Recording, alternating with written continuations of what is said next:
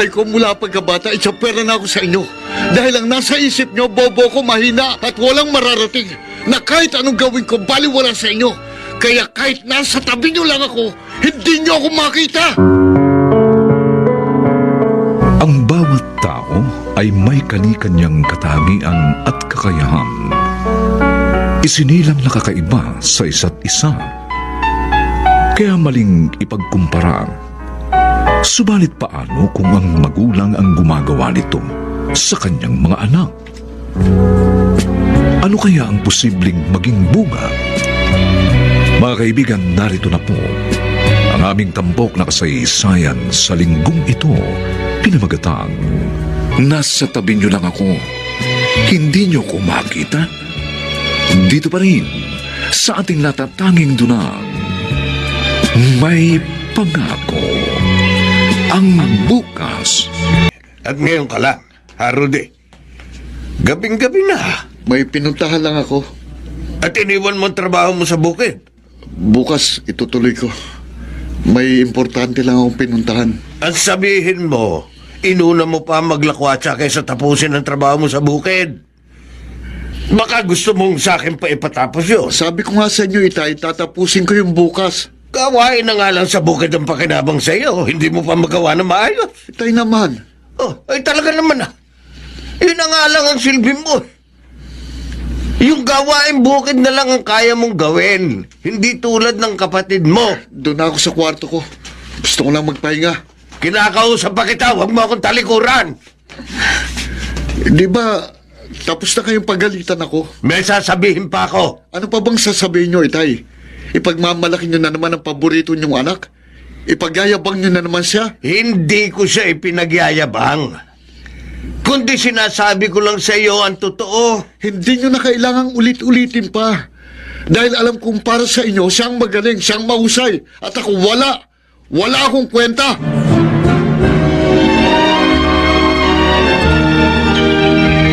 Ikaw na tao ka, oo. Nakipagtalo ka na naman sa panganay mo. Carlota, inalam ko lang kung saan siya galing. Gabi na kasi umuwi. Hoy, pero kung saan na naman nauwi yung pag-uusap niyo eh. Pinagtaasan mo pa ng boses. Hindi maganda sumagot eh. Pabayaan mo na lamang kasi si Rudy. Pabayaan? Haba, di lalo lang walang nangyari sa buhay niyan. Ay, di ba siyang katulong mo sa bukid? Yun na nga. Trabahong bukid na lang, di pa magawa ng tama. Abay, wala na tayong magagawa doon. Malayong malayo siya sa kapatid niya si Arnel.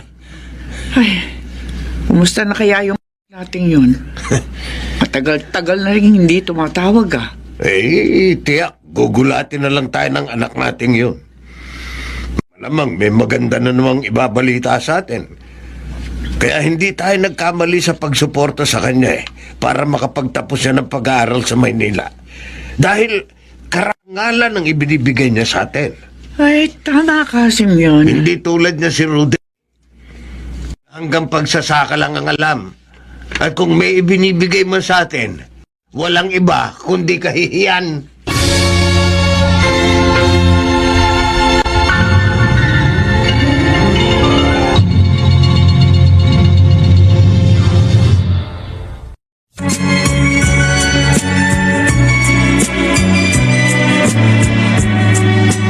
At ngayon, balikan natin ang tampok na kasaysayan sa ating dulang May Pangako ang bukas.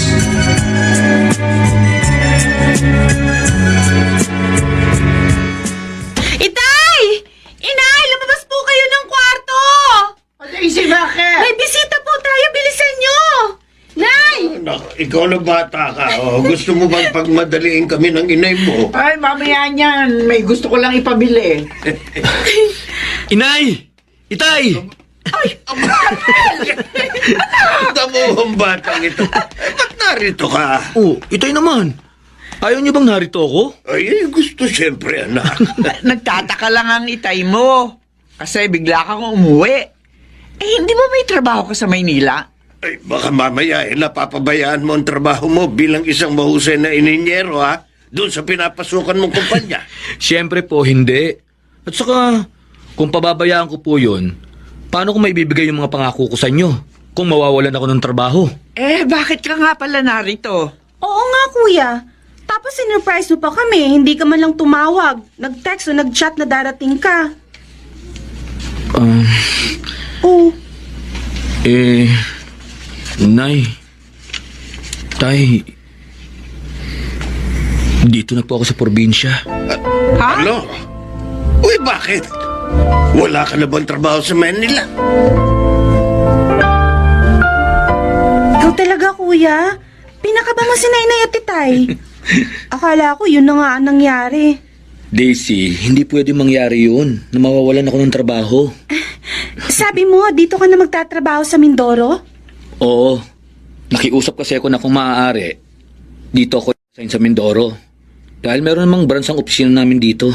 At pumayag naman. Oo.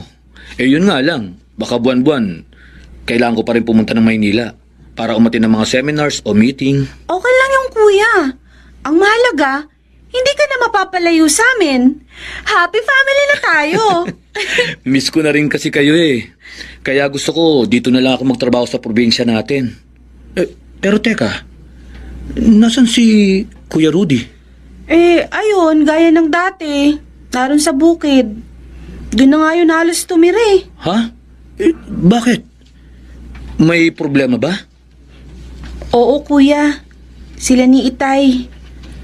Madalas kasi siya napapagalitan ni Itay. Kaya ayun, mas gusto ni Kuya Rudy na doon na lang siya sa kanyang kubo sa bukid.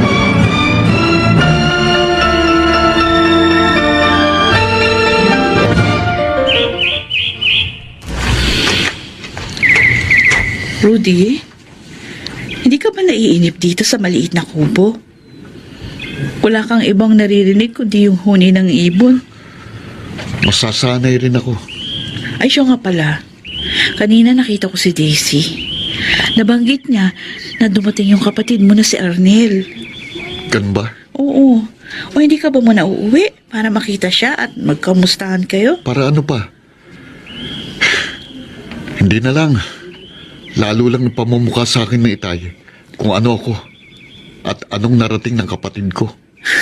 Pero may kanya-kanya tayo ng kapalaran. Siguro nga lang talagang yun yung nakatadana kay Arnel. Tsaka sabi mo nga, mas matalino at masipag siya mag-aral, di ba? At ako tamad at bulakbol. Rudy, hindi ka man kagaya ni Arnel. Hindi man ganun yung naabot mo. Mabuti ka namang tao. Katunayan nga, hindi mo iniiwan ang mga magulang mo. At ikaw ang kasama nila at nakakatulong sa bukid. Baliwala yun sa kanila. Mas mahalaga sa kanila mga karangalang na ibibigay ni Arnel. At ako, gaya lang ng basura para itapon at kalimutan. Hindi naman. At saka mahal kita. Magkasintahan tayo.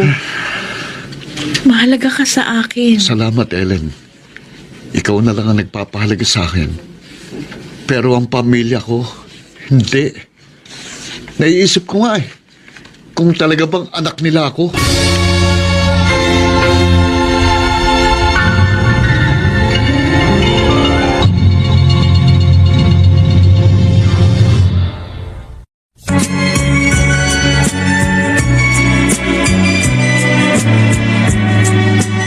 At ngayon, balikan natin ang tampok na kasaysayan sa ating dulang. May pangako ang bukas.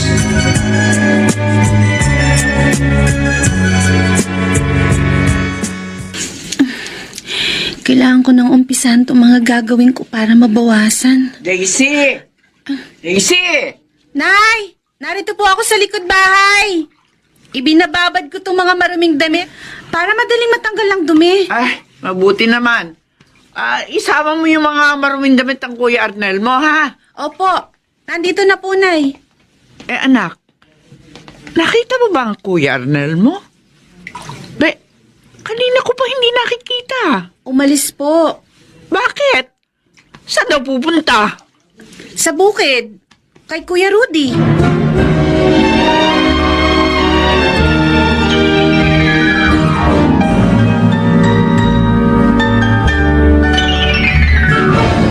Gago ka!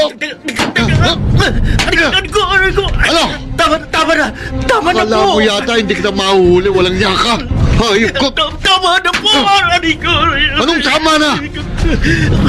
Mata mo lang ang walang natay, hayop ka, magnanakaw ka. Nahuli rin kita.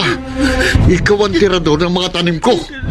Ako ang nagpapakahirap, ikaw ang nagpapasarap. Hindi po! Hindi ako magnanakaw eh! Hindi. May hinahanap na ako eh! Kaya naligaw ako dito sa taniman mo! Yung po totoo! Si Raulo!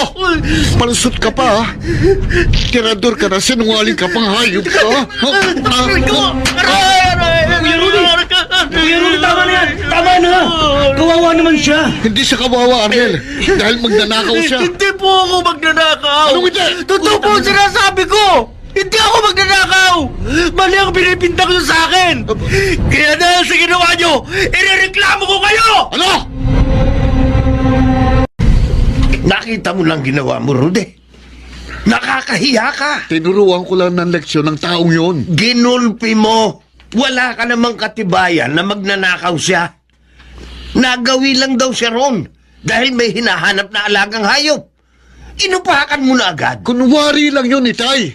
Nagsisinungaling lang yun. Kahit na, wala ka pa rin karapatang gulpihin siya. O, lakit ka mo nangyari. Ipinapulis ka, kinasuhan ka. Buti na lang may pera si Arnel at napiyansahan ka. Kundi, nakakulong ka Eh ngayon. di sana hindi nyo na lang ako pinyasan. Ipinakulong na lang. Tingnan mo yung ugali mo. Sa halip na magpasalamat ka, ganyan ka pa magsalita. Malayong malayo ka talaga sa kapatid mo. Wala ka nang buti ibinibigay sa amin. Nadadamay pa kami sa kalokohan mo. Nakakahiya ka!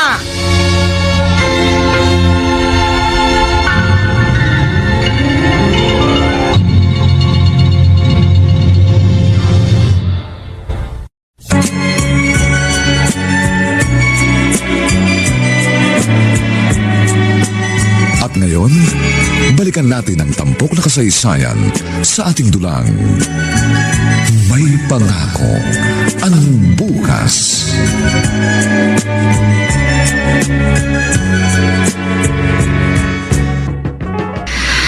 Umalis si Rudy na hindi man lang nagpaalam sa atin.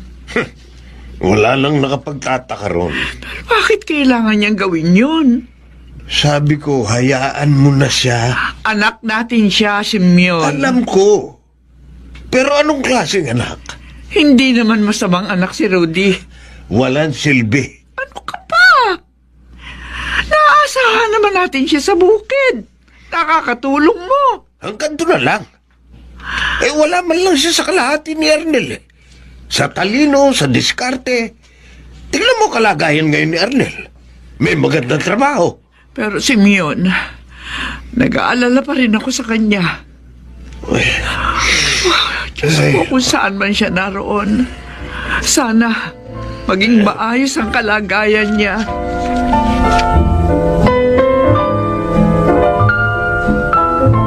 Kung ganun, sa Maynila pala siya nagpunta. Yun yung nabanggit sa akin ni Rudy. Hindi madali ang buhay sa Maynila. Doon ako nag-aral kaya alam ko ang hirap. Ellen, nabanggit ba niya kung saan sa Maynila siya nagpunta? Wala siyang nababanggit. Basta sabi niya, makikipagsapalaran siya doon. Hindi man lang niya pinaalam muna sa akin. Ayaw niya.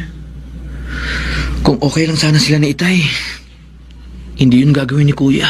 Alam mo, totoo, simple lang naman ang pangarap ng kuya mo. Ang magkaroon ng pamilya. Ang pagyamanin ng lupa nyo.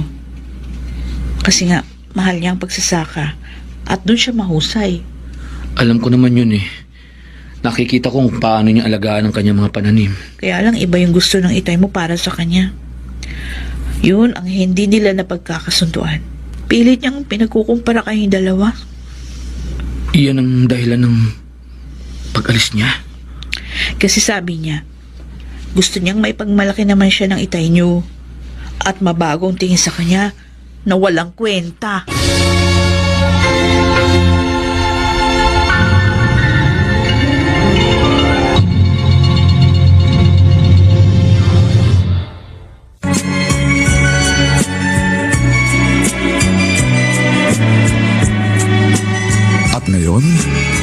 balikan natin ang tampok na kasaysayan sa ating dulang. May pangako ang bukas.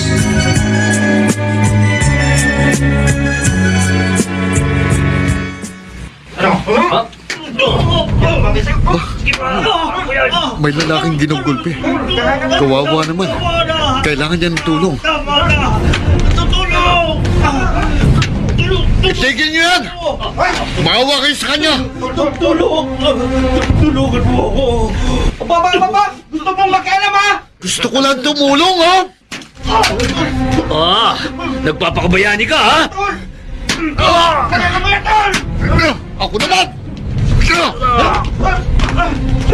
Tol! Masyadong malakas to! Hindi natin kaya! Sibat na tayo! Sibat! Hoy! Bumalik kayo rito, mga duwag! Hoy! Sir, ligtas na po kayo. Tumakbo na ang mga duwag. Iniligtas mo ang buhay ko sa mga siraulong yun. Kaya niyo ba tumayo? Oo. Sige, ito. Salamat. Hindi ko alam kung paano kita pasasalamatan. Sabihin mo kung anong kailangan mo para naman makabayad ako ng utang na loob sa'yo.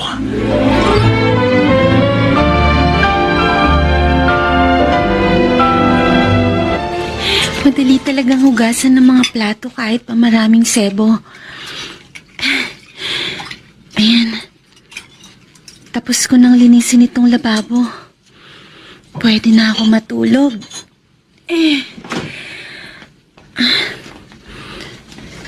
Si Kuya Arnel. Parang ang lalim ng iniisip niya. Kanina pa siya sa may bintana at nakatanaw sa labas. Kuya? Daisy, bakit? Ayos ka lang ba? Oo naman. Mukha ba akong hindi okay? Para kasing ang lalim ng iniisip mo. Ano ba yun? Si Kuya Rudy.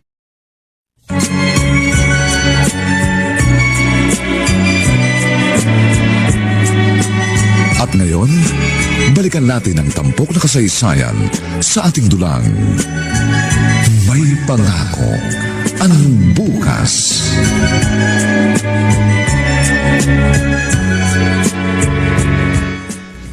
Pasensya na po, Aling Carlota.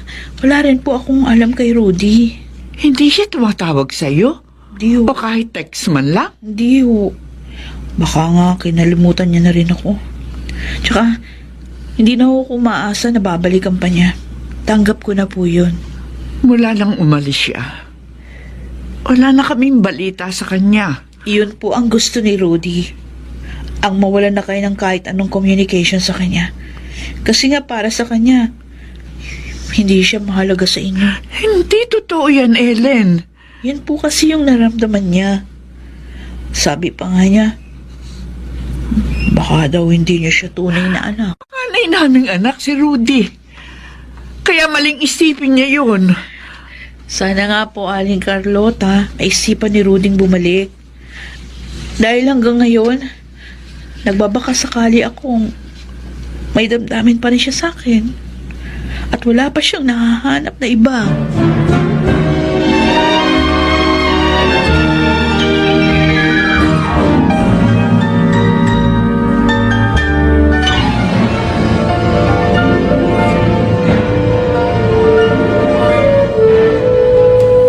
Namimiss ko na rin sila. Sabik na akong makita sila. Kahit sa tingin ko, hindi naman nila ako hinahanap. Yung mga ginagawa ko sa bukid, nakakamiss din yun. At kahit lagi mainit ang ulo sa akin ni Itay, kapag may sakit siya, hindi ko siya natitiis. Ako pa nag-aalaga sa kanya. Pero para sa kanya, nabigo ko siya. Dahil hindi ko naabot ang gaya ng narating ni Arnel. Pero gagawin ko lahat para ako naman ang sabihan mong mahusay, Itay. At ipagmalaki mo rin ako.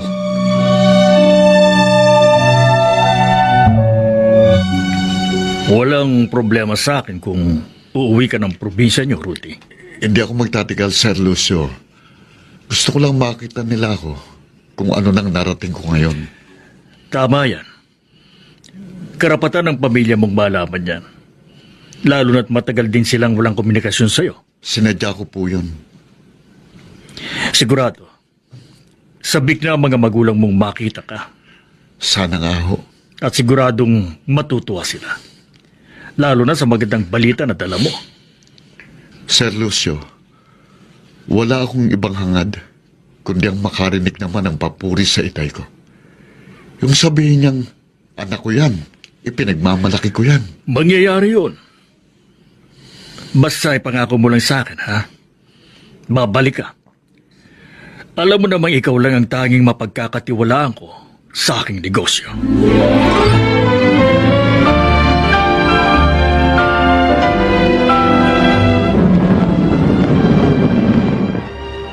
Ito siguro yun.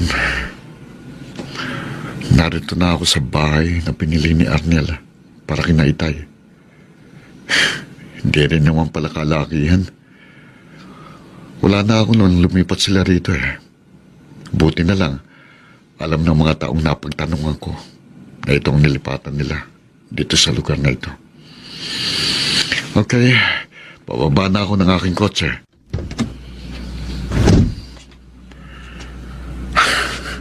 Ano kaya magiging reaksyon nila kapag nakita ako?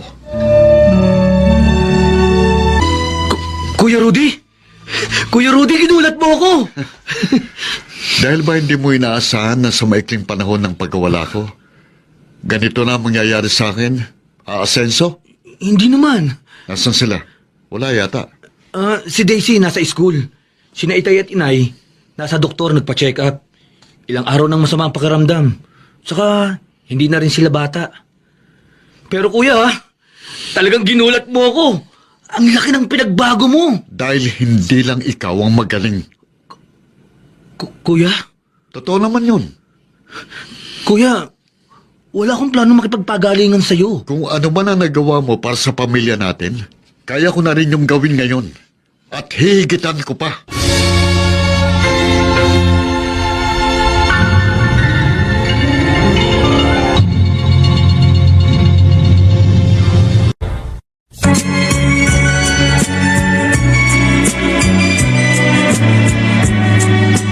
At ngayon, balikan natin ang tampok na kasaysayan sa ating dulang. May pangako ang bukas.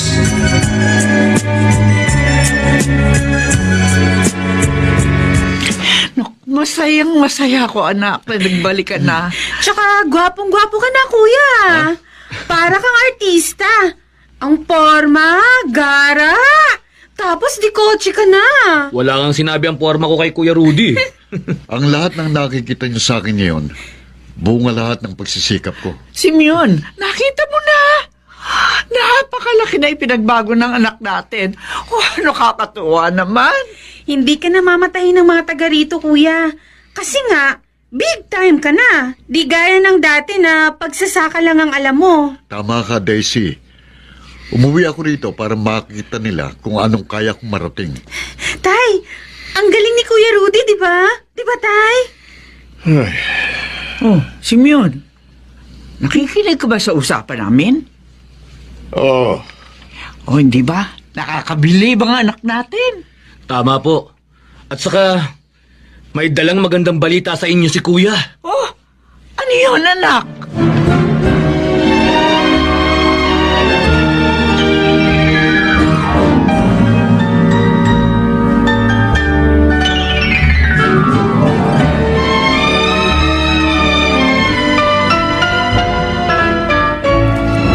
Ikaw na tao ka, oo. Hindi ka man lang natutuwa. mas natatakot ako. Bakit na naman? Eh, yun ang nararamdaman ko. Tungkol doon sa ibig mangyari ni Rudy, ang gusto niya, doon daw tayo sa Maynila tumira. Hindi na kailangan. Bakit ayaw mo? Okay naman tayo rito. Pagkakataon na natin yun para maranasan ang buhay Maynila. Hindi ba pangarap mo yun? Noon yun. Hindi na ngayong matatanda na tayo, Carlota. Simeon, may magandang plano sa atin si Rudy. Ayoko. Kakaway ni... hindi kita maintindihan. Dati, inis ka sa kanya. Kasi nga ang sabi mo, walang pangarap. Hindi ka gaya ni Arnel. Ngayon namang nagsikap siya para mabago yung buhay. Parang hindi ka pa rin natutuwa. Dahil alam kong may mali. Saan?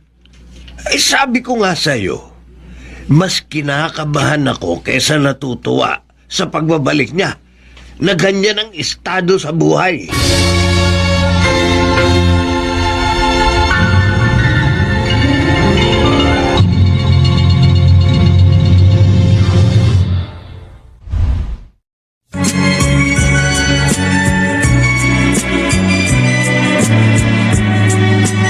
At ngayon, balikan natin ang tampok na kasaysayan sa ating dulang. May pangako ang bukas.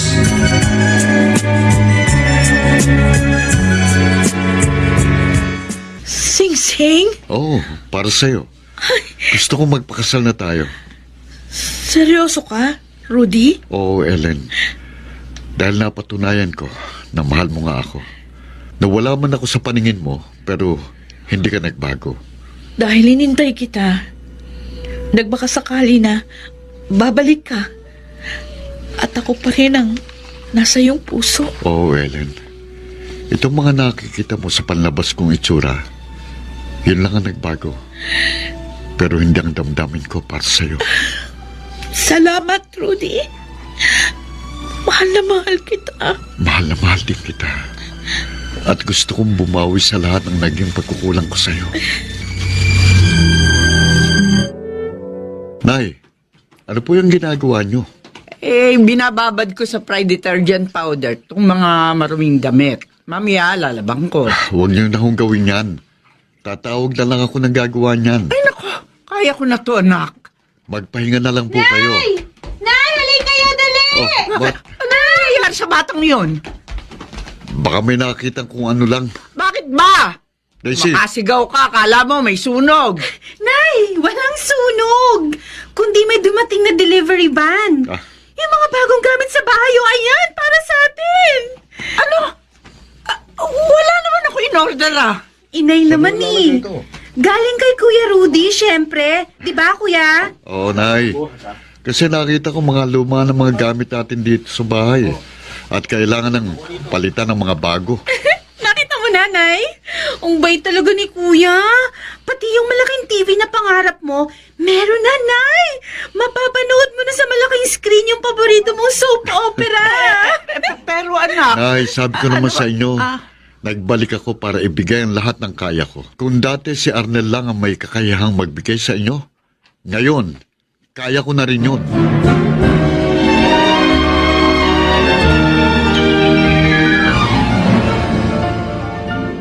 Hindi pwede ito. Hindi. Hindi ito dapat mangyari.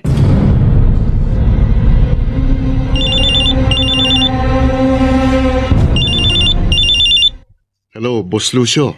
Rudy, may malaki tayong problema. Problema? Oo. Anong problema, boss? Sandali! Huwag niyo kawakan! Bitiwan niyo ako! Boss, anong nangyayari dyan? Anong problema? Anong yung nangyayari sa inyo? Baka walang iya kayo! Boss Lucio, hello? Sabi ho, di ba? Boss! Boss Lucio!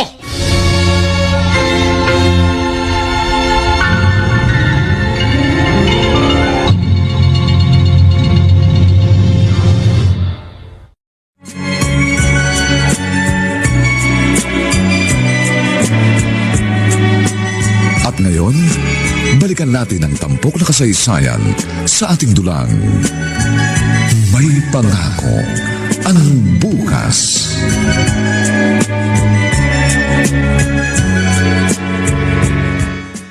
Pulis? Dito ba tumutuloy si Rudy Castillo? Opo, kuya ko po siya. Arestado siya. Sir? Anong kaso? Anong kasalanan ng kuya ko?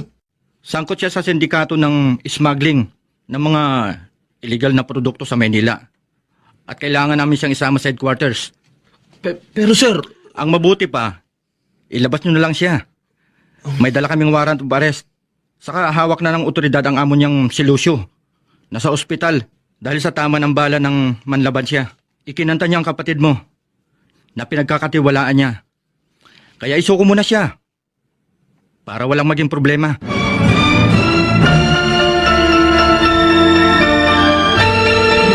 Simeon, ang anak natin, ikinulong si Rudy. Ito na nga ba eh. Ito na nga bang ikinababahala ko? Anong ibig mong sabihin? Mula nang dumating siya, hindi na ako mapalagay dahil ramdam ko may mali. Kaya pala ganun na lang kabilis ang pag-asenso niya. Kahit kailan, problema ang binibigay na. Simeon, paanong anak natin? Yan ang pinili niyang buhay. Pagdusahan niya. Simeon! Carlota, wala tayong magagawa. Lumabag siya sa batas. Kasalanan niya yan. Kasalanan niya? Oo. O kasalanan mo rin? Bakit ako? Simeon, matagal na ako nanahimik. Nagbigi-bigihan sa lahat ng mga sinasabi mo. Lalo na ang tungkol kay Rudy. Carlota, magaganda ang plano ko para sa kanya. Hindi ka kasi marunong makinig. Hindi ka marunong makiramdam. Gusto mo laging ikaw ang tama. Uwe, Kung ganyan man ang sinapit ni Rudy, huwag siyang sisihin mo. Kung hindi ang sarili mo.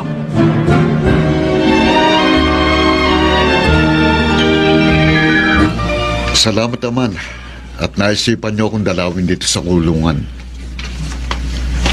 minsan pa, binigo mo ako, Rudy. Ipinahiya mo ang pamilya natin. Hanggang ngayon ba, Itay? Ganyan pa rin ang maririnig ko sa inyo. Dahil yun ang totoo. Bakit ba kahit anong gawin ko, mali pa rin sa inyo? Sa tingin mo nakatutuwa itong ginawa mo? Malaking kahihiyan ito. Napakalayo ng prinsipyo mo sa kapatid mo. Malinaw na malinaw yun. Pwede ba tama na? Rinding-rindi na ako sa pagkukumpara niyo sa amin ni Arnel. Puro na lang siyang magaling, siyang tama, siyang mabuti, siyang the best. At ako, buwisit sa buhay niyo. Dahil yun ang totoo. Itay sinikap ko rin maging magaling sa tingin niyo. Pero anong nangyari? Wala pa rin kwenta. Pinagbuti ko ang pagsasaka. Pinagyaman ko ang bukid para sa pamilya natin. Pero ano na pala ako? Punat hindi magandang salita pa rin ang narinig ko. Wala ka nang nakitang mahusay kundi lahat ng ginagawa ni Arnel. Dahil yun ang ginawa niya. Nagtapos siya at binigyan kami ng karangalan. Tinupad niya ang pangarap namin ng inay mo na maging profesional siya. O ikaw, puro ka bulakbol. Hindi mo tinapos ang pag-aaral mo at mas pinili mo maging magsasaka lang. Sinayang mo ang pagkakataong binigay namin sa iyo. Hindi nyo kasi ko kayang intindihin. Anak nyo nga ako, pero hindi nyo ako kilala. Kung anong gusto ko, kung anong kakayahan ko. Itay, hindi lang sa pag-aaral at pagbibigay ng diploma pwedeng maging dahilan para ipagmalaki mo kaming anak mo. May iba pa. Kaya nga pinili kong baguhin ang buhay ko. O ano nangyari? Nasangkot ka sa iligal. Kahihiyan ang binigay mo sa amin. Kung ganito man ang sinapit ko dahil yun sa inyo. Kayong nagtulak sa akin para piliin ang ganitong buhay. Ang gusto ko lang naman mapansin niyo ko. Ay, nako. Buong buhay ko mula pagkabata. Itsapera na ako sa inyo. Dahil ang nasa isip niyo, bobo ko, mahina at walang mararating. Na kahit anong gawin ko, baliwala sa inyo. Kaya kahit nasa tabi niyo lang ako, hindi niyo ako makita.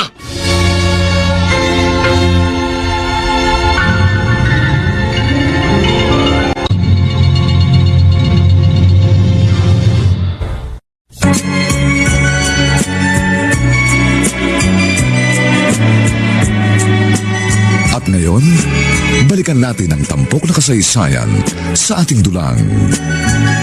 May pangako ang bukas.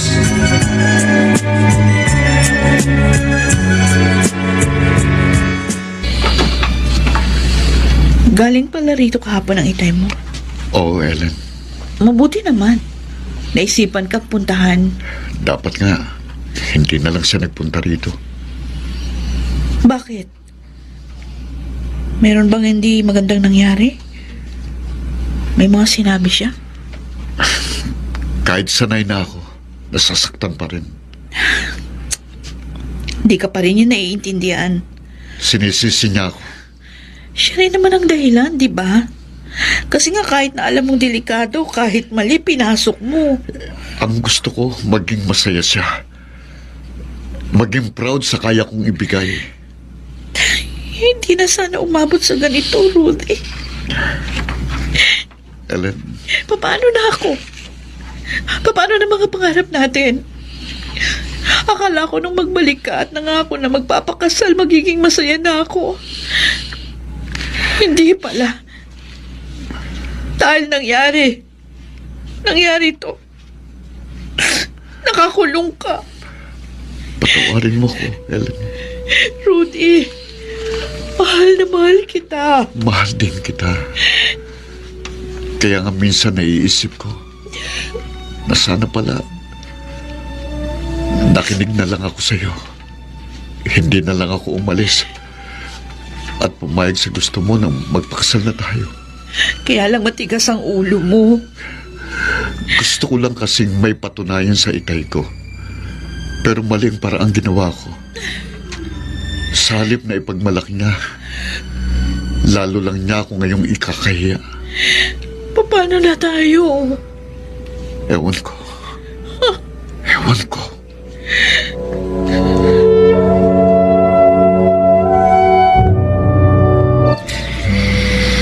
Hindi ka pa natutulog, Simeon.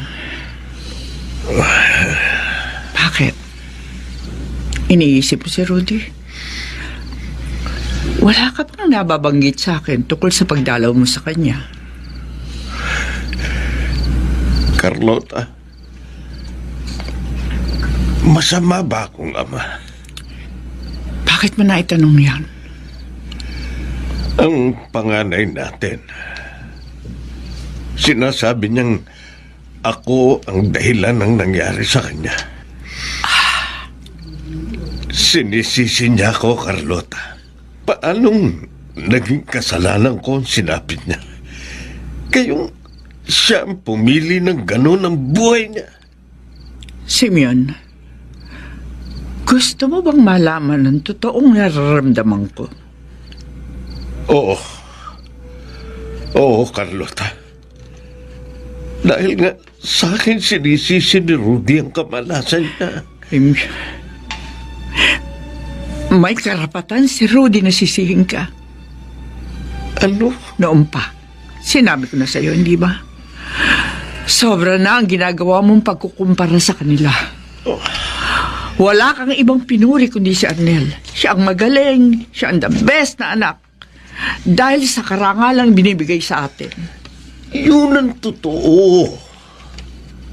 At ang gusto ko, kahit katinig man lang, tularan niya ang kanyang kapatid para ipagmalaki rin natin siya.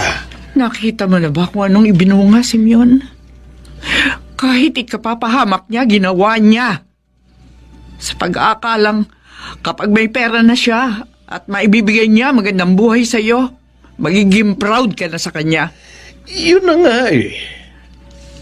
Alam niyang masama ang ginawa niya, pero ginawa pa rin niya. Dahil yun ang madaling paraan para umasenso siya. At matapatan niya ang mga naibibigay ni Arnel. Simeon, aminin mo na sa sarili mo na hindi ka naging parehas ng pagtrato sa anak natin. At yun ang ikinasama ng loob ni Rudy. Dahil kahit ang mga bagay na ginagawa niya sa bukid, hindi mo yun napapansin. Ni minsan hindi mo siya pinuri sa lahat ng pagsisikap niya. Kaya hindi ko hinuhusgahan ang anak natin sa ginawa niya. At At lalong hindi ako nagagalit kung sumama man ang loob niya sa'yo. Dahil ikaw ginawa niya. At lalong hindi ako nagagalit. Aminin mo na sa sarili mo na hindi ka naging parehas ng pagtrato sa anak natin. At yun ang ikinasama ng loob ni Rudy. Dahil kahit ang mga bagay na ginagawa niya sa bukid, hindi mo yun napapansin. Ni minsan hindi mo siya pinuri sa lahat ng pagsisikap niya. Kaya hindi ko hinuhusgahan ang anak natin sa ginawa niya. At lalong hindi ako nagagalit kung sumama man ang loob niya sa'yo. Dahil ikaw ang nagturo noon sa kanya. Ikaw ang nagtulak sa naging kapalaran niya.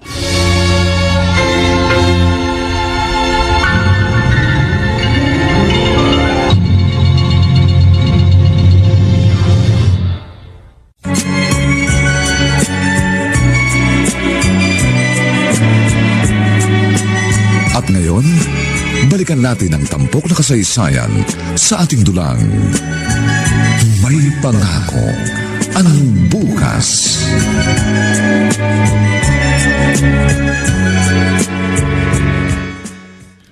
Kuya Arnel, kailan ka ulit bibisita kay Kuya Rudy? Hindi ko pa rin alam, Daisy. Marami kasing trabaho sa opisina. Ganun ba? Kapag dumalaw ka sa kanya, isama mo ako ha. Sige, Daisy. Kakaawa naman si Kuya Rudy. Ang gusto lang naman niya, maging proud sa kanya si Itay. Alam ko yun. Si Itay naman kasi lagi na lang inis kay Kuya Rudy. May dahilan si Itay. Pero alam ko, mali din ang ginagawa niyang yun. Sa nangyari kay Kuya Rudy, sana nga magbago na siya. At makita niya ang kanyang naging pagkakamali.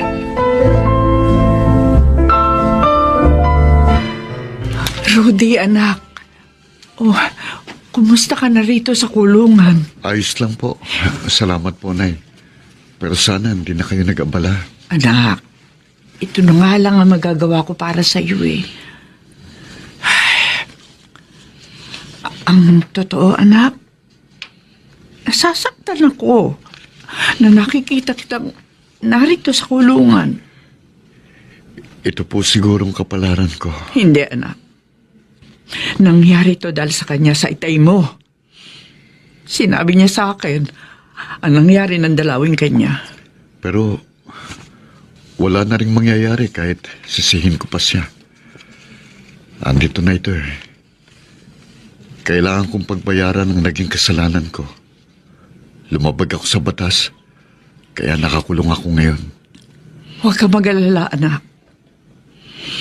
Hindi ka namin pababayaan. At alam ko, makakalaya ka rin. Sana nga po. Para kay Ellen, sa babae nagtitiwala at nagmamahal sa akin.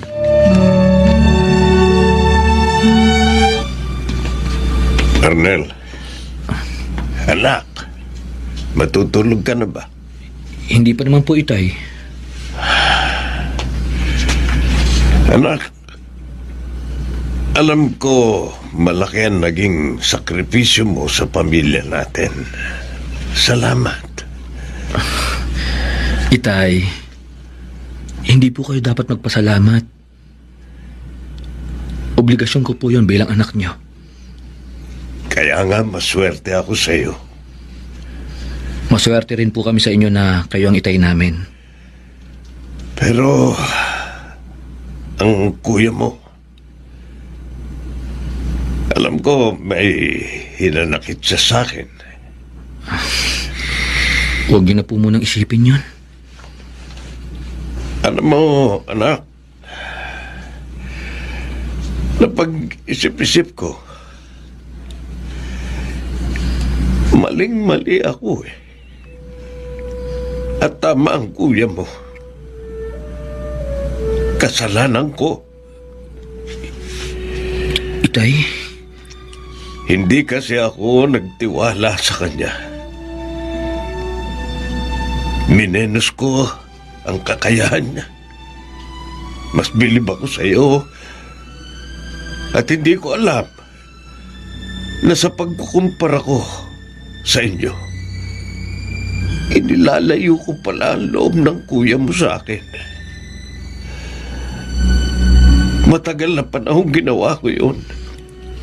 Kaya hindi ko siya masisisi kung magdamdam siya. Pero sa kabila nun, anak, ang gusto pa rin niya, ipagmalaki ko siya. Opo, Itay. Kaya nga po, huwag niyong isipin na galit sa inyo si Kuya. Itay, mahal na mahal ka niya. Kaya nga po, kahit anong paraan ginagawa niya para matuwa kayo at ipagmalaki niyo siya. Napahamak siya dahil sa akin. Gusto kong makabawi sa kanya, anak. Pero paano? Nagsisisi na ako sa lahat ng naging pagkakamali ko sa kanya.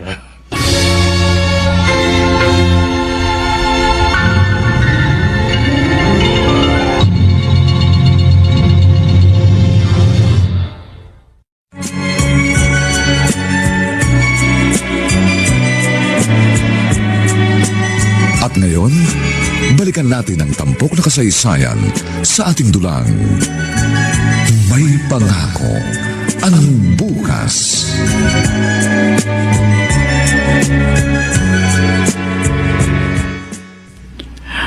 Wala ka bang planong dalawin ng anak mo? Baka ayaw niya akong makita. Hindi ganun ang anak mo, Simeon. Hindi man niya sinasabi. Alam ko, naghihintay siya. Paano kung hindi? Simeon, hindi mapagtanim ng galit si Rudy. Hayaan mo. Sa araw, papasyal ako sa kanya. Sana nga.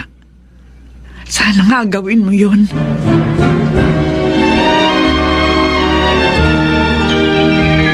Kosa, malalim na ang gabi. Hindi ka pa natutulog. Kailangan ko pang tapusin itong binabasa ko Ay, talagang pinaninindigan mo na yan. Oo, at masaya ako sa ginagawa ko. Akala ko ba, Kosa, wala kang hilig sa pag-aaral? Dati. Pero pwede palang kahiligan. Saka isa pa, wala naman tayong ibang ginagawa dito sa kulungan. Kaya itinoon ko na lang ang oras ko sa pagpapatuloy ng pag-aaral. Paghahanda na ba yan para sa paglaya mo? Matagal pa yun.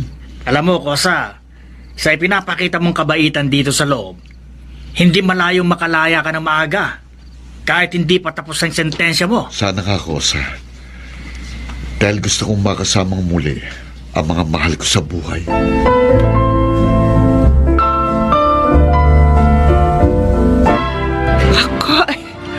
Kaya pala gustong-gusto mo, Arnel, na pareho kami sumama ng itay mo dahil may sorpresa ka. Opo, Inay. Graduation po kasi ngayon ni Kuya Rudy. Hindi ko po sinabi sa inyo na habang narito siya sa Muntinlupa, nag-aaral po siya. At ngayon, tapos na po siya ng kursong entrepreneurship. At hindi lang po basta nakatapos kung hindi with honors pa. Kuya, congrats Salamat, Arnel. Itay, kanina pa po kayo tahimik dyan. May sasabihin po ba kayo? Rudy, anak, binabati kita. Salamat po, Tay. Hindi ko alam kung anong mararamdaman ko kanina habang nagtatalumpati ka. At pinatayo mo pa ako para ipakilala na ako ang tatay mo. Na inspirasyon mo. Kahit ang totoo. Itay, totoo po yun. Kayo po, ang pamilya natin, ang naging inspirasyon ko. Dahil alam ko po sa kabila ng nangyari sa akin, nariyan kayo at naghihintay sa akin. Oo, anak. Narito lang lagi kami sa tabi mo. Salamat, anak. Hindi ba sabi mo, gusto mo ipagmalaki kita? Ngayon, anak, nag-uumapaw ang puso ko sa kagalakan. Kanina nga habang nakatayo ako, gusto kong sumigaw na. Anak ko yan! Na pinagmamalaki ko. Anak, patawarin mo ko sa lahat ng kasalanan ko. Kalimutan na po natin yun. Nakaraan na po yun. Ang totoo tayo, sa pagkakakulong ko, marami kong naintindihan. Kaya nga nagsikap po para ayusin ang buhay ko. At ito na po yun. Para sa panibagong buhay na haharapin ko pagkatapos ng lahat ng ito. Para sa isang mas magandang pangako ng bukas.